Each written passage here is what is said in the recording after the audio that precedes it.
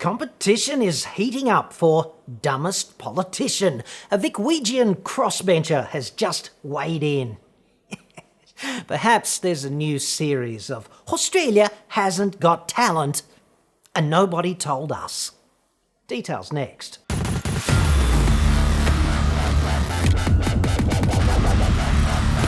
I'm John Cadogan from AutoExpert.com.au, and I get new cars cheap for buyers here in Straya.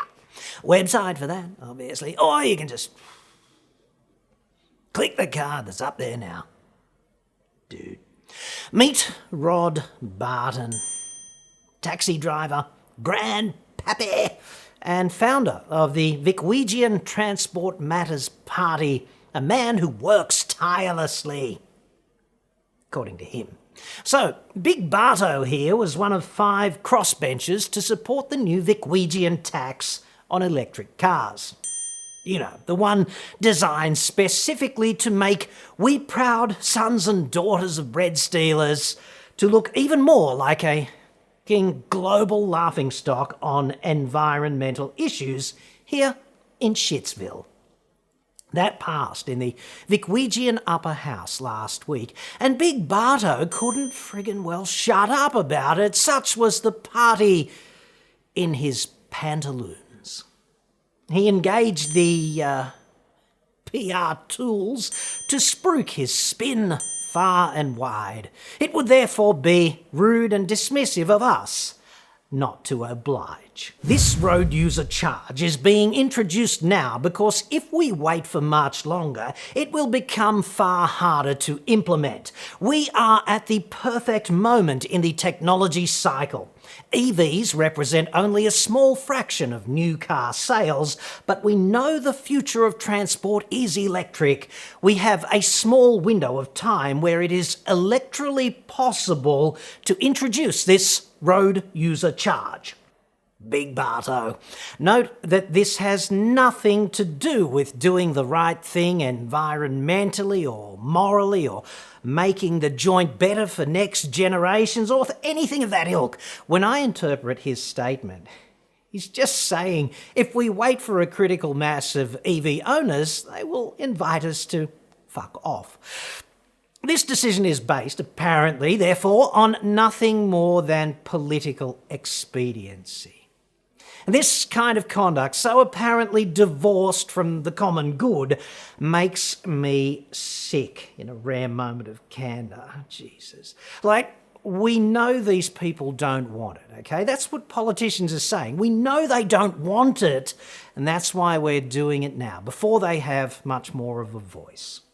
Politicians, of course, cannot shut up. It's what they do. Barton believes that the provision of 20,000 subsidies for up to $3,000 for new EVs will outweigh any disincentive this road user charge could have.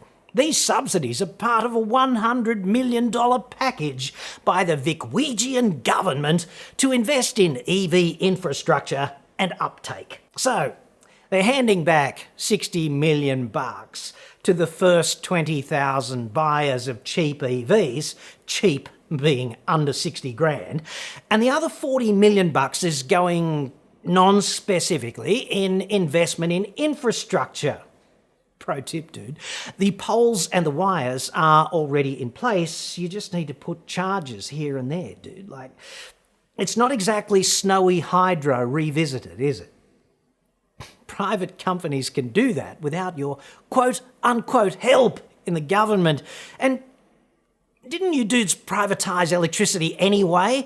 Why can't those electron-generating mother lovers, quote-unquote, invest in their own mother-loving, quote-unquote, infrastructure? Like, in small business, we do that all the time. We invest in our fat caves, etc. Like, this is what passes for logic when taxi drivers become shot callers in the dumbest government system ever. They even say throwing $100 million in this way, just hurling it in this direction, will not disadvantage the poor. An important feature of this bill is that it does not penalise those who continue to drive internal combustion engine vehicles. Lower socioeconomic households and regional Vicwegians will likely not have access to an affordable EV that meets their needs for some time. Without this road user charge, those who cannot afford an EV will foot a growing infrastructure bill for those who can. So let me get this straight, okay? When you take 100 million smackers out of the consolidated revenue and you hand $60 million worth of that straight back to people who are already wealthy enough to buy a new car for $60,000 or up to $60,000, and then you give the balance, like $40 million, to big business to quote-unquote invest in their own businesses. Dude, how is that not $100 million that is not being spent specifically looking after the socioeconomically disadvantaged in society?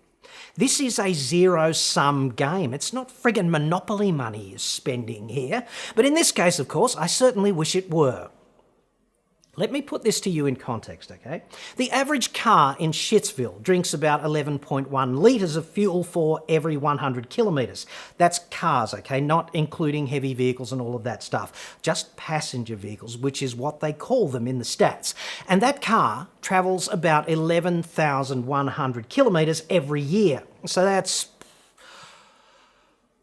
1,230 litres of fuel, ballpark, annually. This data comes from the Australian Bureau of Statistics in a thing called Survey of Motor Vehicle Use for the 12 months ended June 30, 2020. You can download it, it's free. And there's about 50 cents worth of tax on every litre of fuel, okay? So that's about $600 worth of tax on fuel for an average car. And it's not being spent specifically on upkeep for the roads. It's going into consolidated revenue like every other tax. The GST, your income tax, and taxes on booze and ciggies, and registration and stamp duty, etc. All goes in a big bucket, okay? So, if a person buys a $75,000 Kona electric, they are paying 25 grand more than they would for the equivalent petrol Kona. So that's about $2,300 more GST for the Kona electric versus the petrol one, plus $1,250 more in stamp duty just to get that car on the road, okay? So let's call that about 3.5 grand more in taxation just to own the EV up front. So that's just shy of 6 years before the petrol car owner catches up to the EV owner in terms of the tax paid, if you base it on the tax that the petrol owner pays incrementally on fuel. Like 6 years before they break even.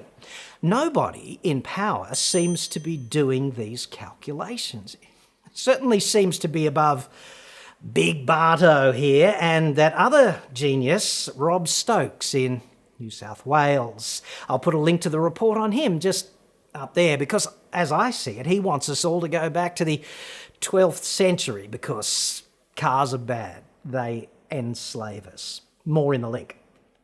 Instead, there seems to be just this indefensible spin campaign, a war of sorts being waged now, whipping up the default elephant in the room, the moron in the public, with the notion that these people driving EVs are getting away with using the roads for free, which is just such emphatic spin doctorial bullshit.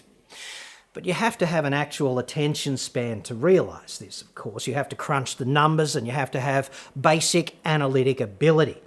But if you could do that, you'd probably engage the public together with leading scientists and engineers and other technical experts about exactly how to engineer the best future for Australians in this and so many other respects. I mean, it's not the same thing when you just consult big business and make a call based on what some fucking lobby group tells you to do. Instead, the electorate, and that would be you and me, we get this. What Rod believes. Rod is a great believer of public transport and says this is the key to dealing with Melbourne's ever-increasing traffic congestion. Second prize, of course, meet Rod twice. Yes. I do hate it when the education system leaves anyone behind. I surely do. This, in my view, is yet another sad indictment of the people we elect to make big decisions for the future. First up, there is no believer of. Let us not be saying that. Let us believe in or not believe in, whatever.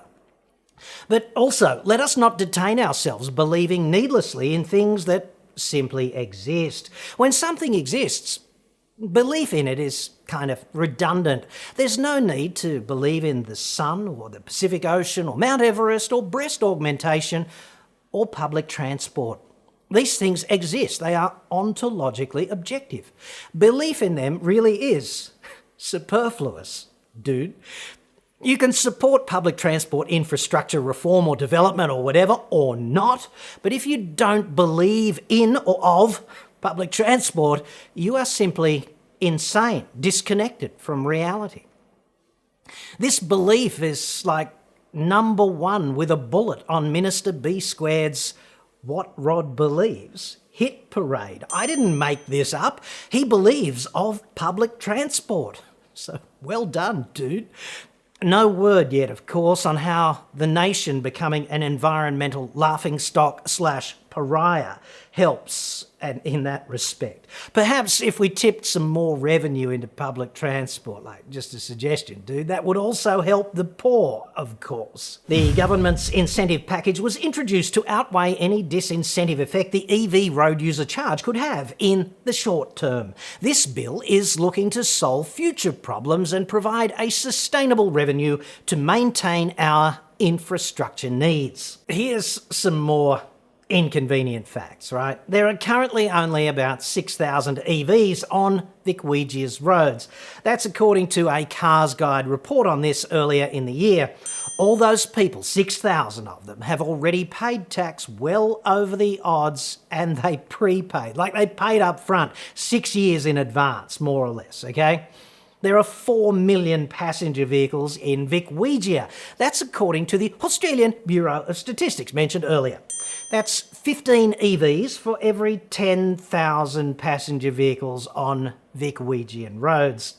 Even if you add this pathetic 20,000 incentivised EV sales, the proportion would still be less than 1%. And I'd suggest that's hardly a critical mass. It's not even close. I'd suggest it's a fucking joke. And yet, if your intention is to make Australia look like a fucking joke on the world stage, well done, dude. Mission accomplished. One of the main reasons EV ownership is not higher in Australia is we have no federal government corporate average fuel consumption type regulations like they do in the US and the EU. With production / supply of EVs so limited, they go first to markets overseas where the regulations mandate the supply. We get the dregs at best, or we don't get it at all. Why do you think it took Kia 3 long years to bring the Nero to Straya? It wasn't because they didn't want it when it was available. This is all us becoming an environmental laughingstock. We're not actually becoming it, we are an environmental laughingstock compared with the rest of the developed world. It's fucking disgraceful. Finally, I would truly love someone in government to sit down and explain to me in words not exceeding 3 syllables how the roads are different to things like health, to the police, the court system, to basic education, defence of the nation, border security, biosecurity, pandemic preparedness, and all of the other responsibilities we entrust elected officials to get done for us in the public interest. Imagine if user pays was adopted by the cops. Like, if you get burgled and stabbed and robbed, perhaps you should pay more for the use of the police and the hospital and the court system than someone who does not. That would be fair, wouldn't it? Surely the sick should cop a user pays levy for the public hospital system by virtue of their burden upon it. Why should this fall asymmetrically to the healthy, I ask you? Surely the accused should have to pay for their imposition upon the court system too. Perhaps we could even weigh people's garbage at local government level and charge for collection on a per kilo basis so that hoarders among us are not unfairly penalised. Like, dude, hoarders are people too. Roads are a critical piece of economic and strategic infrastructure for any developed nation. What nobody in government at any level is telling you, what they simply will not admit, is that the motorist is a tremendous cash cow, like disproportionately so. This is at every level of government, from the local governments charging you through the neck just to park your car, to state governments doing dirty deals under the table for toll roads, infesting the roads with speed cameras and overzealous revenue collecting thugs, and the federal government clipping the GST and other tickets every time you buy anything for your car, from new tyres to insurance and fuel, a bull bar, roof rack, whatever, rooftop tent, dingo piss creek, camping permit, whatever. The most inequitable thing about owning a car is the amount all of us already pay, including EV owners, compared with the ridiculously small proportion of that revenue that is reinvested in the actual infrastructure we drive upon, the roads. Taxing EVs per kilometre is a globally humiliating sideshow at best. It will do absolutely no good for decades to come. If you want to be fair about it, just remove the burden of registration and stamp duty, get rid of fuel excise and all other motoring-specific taxes. Just figure out how much revenue the road system actually needs to generate to be maintained and contribute otherwise to society, and then divide it by the tonnes and the kilometres every vehicle drives, and put a GPS friggin' data logger in every car. Send every motorist a bill quarterly for their usage, if that's how you want to roll. Don't get down on your knees for the trucking lobby or taxis, whatever. That would be quite unfair, kind of like the status quo. Just pay Google to administer this via Google Maps. They already stalk you, log everywhere your phone goes, so how hard can this really be? I would support that if all the revenue generated went back into the roads and related services. Talk about making Australia less shit.